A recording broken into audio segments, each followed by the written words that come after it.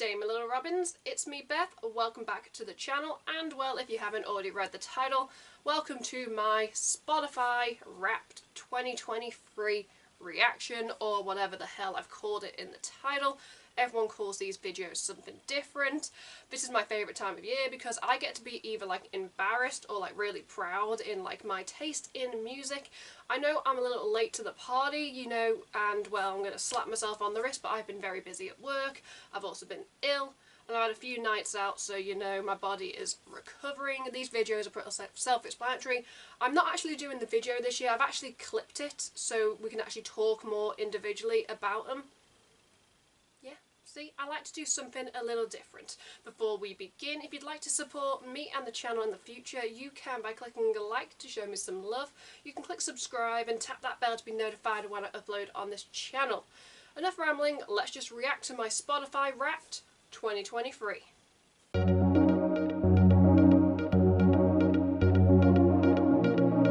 I've got the screenshots on my phone, but they will appear here in editing because, ooh, the power of editing.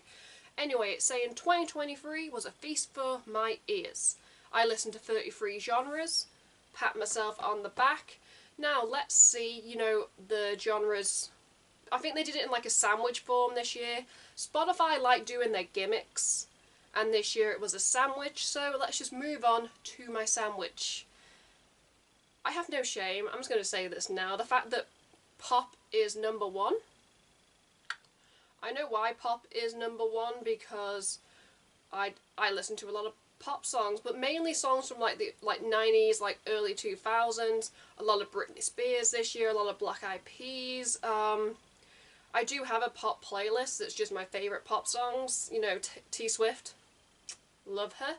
Then we have alternative metal. This seems to be a genre that always seems to make it on, so you know, I'm doing something right. Then we have gothic symphonic metal. I like how it's not just symphonic metal, it's goth. And well, that'll be like all my like European bands because, well, pretty self-explanatory if you watch any of the reactions on my channel this year, you know, symphonic metal, power metal, it's pretty much one of my favourite subgenres in metal. And well, the goth at the front, you know, you can't go wrong. We then have K-pop. K-pop was a lot more like prominent last year, so I tried to listen to less on my Spotify so that it didn't kind of like skew. Because I know that come the end of this decade, when they do like the decade wrapped, I have a feeling K-pop is definitely going to be up there as probably top genre of the decade. So, you know, I'm trying to keep it low, but still in the top. And then we have pop punk. Honestly, I can not tell you what pop punk I have listened to this year, but Spotify are very weird when it comes to like classing like certain bands and like certain artists, where they kind of appear in genres you don't think they're going to appear in. But yeah, I honestly, hand on my heart, no idea where the pop punk came from. So Spotify, if you're watching this, feel free to tell me or like show me the pop punk songs that I listen to. One of the new gimmicks this year was pretty much seeing your favourite artists and then pretty much telling you where in the world people had similar music tastes, and for me it was Lincoln in the United Kingdom. People there are far more likely to be fans of Hollywood Undead, Escape the Fate and All Time Low. At least I kept it in England. Quite a few of my friends ended up in like America. A couple even ended like in Australia, and I was like, damn, at least I stayed in England. Like, seriously. But yeah, Spotify love their gimmicks. I liked this gimmick just because I'd be interested in, because if they base it on location, I want to know if anyone got like Liverpool, because that's where I'm located. So, you know, if you got Liverpool, comments is the place to go. According to Spotify, I played 1,733 songs in 2023. It never feels like you're listening to like a lot of songs, because I listen to like a lot of songs on repeat. So, you know, I mean, that's a good number. I think in the past I've had higher, or I might be getting that confused with my minutes. Let's go on to my top song of the year, which is Vampire by Olivia Rodrigo. This is an amazing song. I played it 51 times, starting on the 22nd of August. I'm not sure where Spotify, like, kind of do the cutoff, because I feel like this came out, like, end of, like, November, December, the Spotify Wrapped. And so they kind of have to calculate, so I'm never quite sure what point in the year. It's going to be like end of September, October in a push. So, you know, 51 times. It's a great song. It's a great album in general. I love like Olivia Rodrigo, and I'm not sure then potentially did she come up in the pop or the pop punk with some of her other songs, because I know I've listened to other songs by her this year and she likes to genre bend, so you know, congratulations. Now let's go on to my top 5 songs of the year. Okay, we have number 1, Vampire by Olivia Rodrigo. We've just seen that. We have Werewolf by Motionless in White. I love this song. It is my favourite song off like the Score in the End of the World album, so I'm kind of happy. We have Maison by Dreamcatcher. I'm pretty sure it was like my most listened to song and my number 1 song of 2022. So the fact, you know, that it's still clinging on, a song that came out on my birthday last year is still clinging into my top 5. You go, Dreamcatcher. At number 4 we have Bad Girl Good Girl by Miss A. They are another K-pop girl group, however they are no longer together. They have an amazing discography, and well, this song, if you want to feel empowered about yourself, you listen to some Miss A. And okay, again, You Know My Name by Chris Cornell, which was the theme song for Casino Royale back in like the I want to say 2006 Bond film. And the only reason I believe this made it into my top 5 is because I've been going on like a James Bond like binge. I've been binging them from like the very first Bond because I believe they're all on Amazon. And well, apart from like Adele's Skyfall, I would say You Know My Name is an amazing Bond theme. It is one of the best of all time. That and Skyfall by Adele are literally, you know, they go neck and neck. And I just feel like this song is such like it's a good like rock song. It's got the pop elements in, and I feel like you can listen to this without knowing that it's related to like the Bond franchise.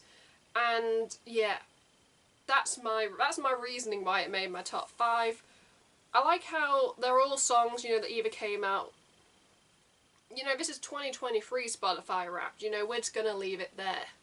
Okay, moving on, I listened to 15,144 minutes.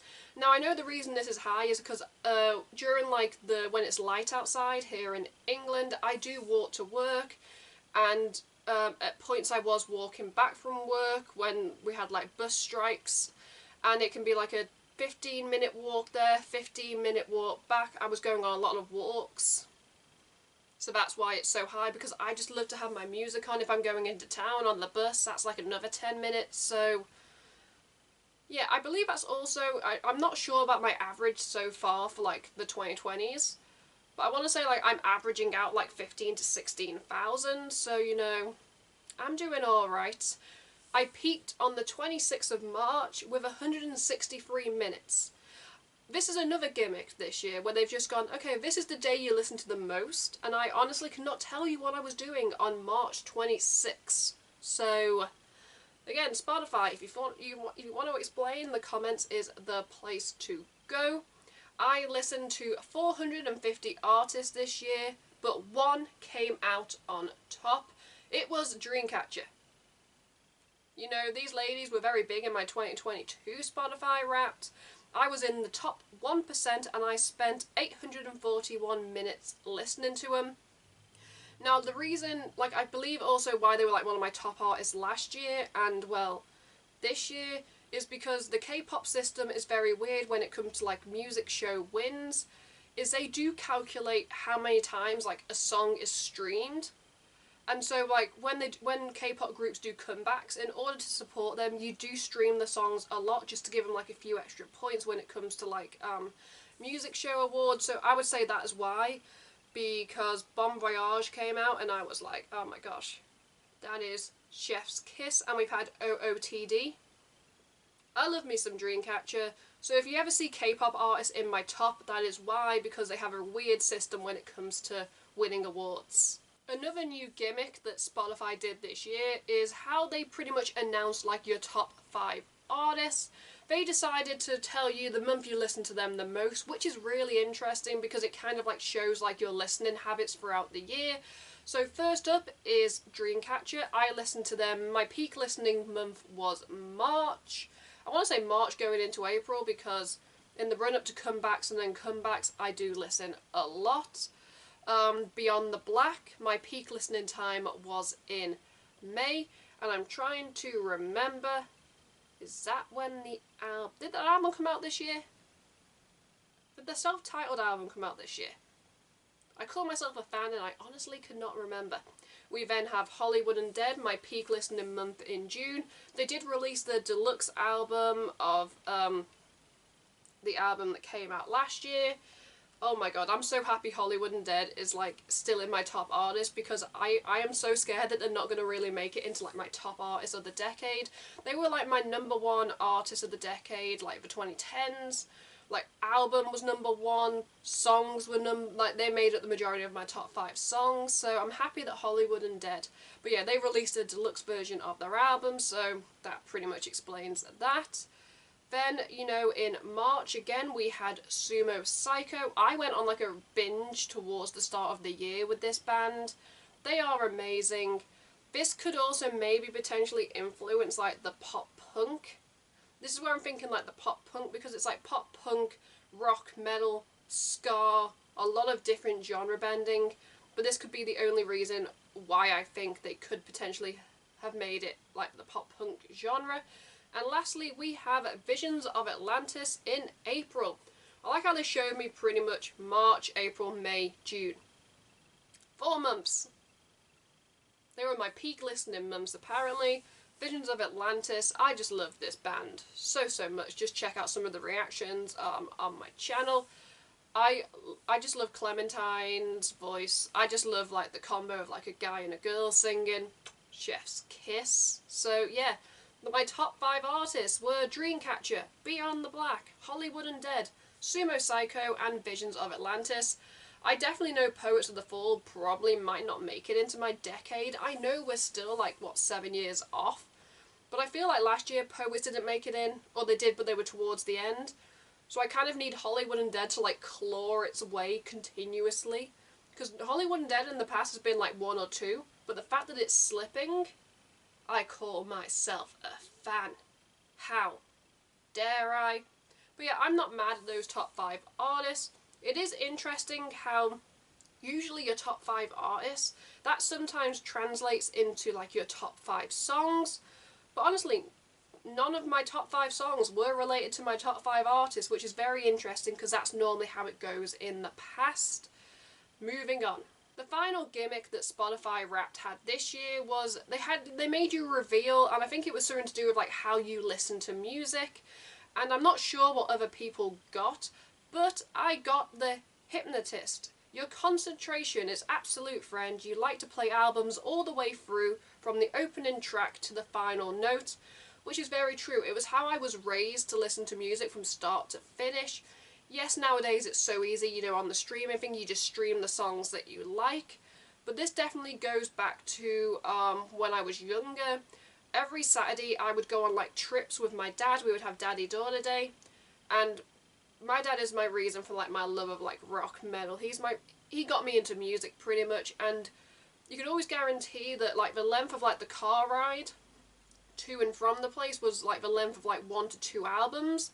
And so he kind of ingrained in me from a young age that you listen to the whole album, because nowadays it's so easy, you know, you just listen to the singles and you just stream the singles. But there are other songs on albums, you know, that sometimes are better than the singles that you kind of fall in love with. So, you know, I'm very happy that Spotify were like, yeah, we see you listen start to finish, so, you know, I'm going to pat myself on the back. And, well, that just wraps up my Spotify Wrapped of 2023. As you can see right here with the image I posted, my top artists, top songs, minutes, and my top genre. I need to post this on Instagram. I still haven't done it, and like I said, I'm very far behind. But I'd be interested, you know, some of your guys' like thoughts on like your Spotify Wrapped in the comments below. I know Apple does one, they do their own rip-off one, so tell me your top artists, your top songs. Comments is the place to go to start a conversation. Ooh, let's see, you know, which artists, which genres make it into like my 2024 Spotify Wrapped. Fingers crossed, we're still a year off from that. let's just wrap up this video before I continue to ramble. If you'd like to support me and the channel in the future, you can by clicking a like to show me some love. You can click subscribe and tap that bell to be notified when I upload on this channel. At the end of this video, you can check out my last 2 videos or playlist depending on what mood I'm in when I'm editing this. Until next time, I'm Beth. Keep listening to good music. Goodbye.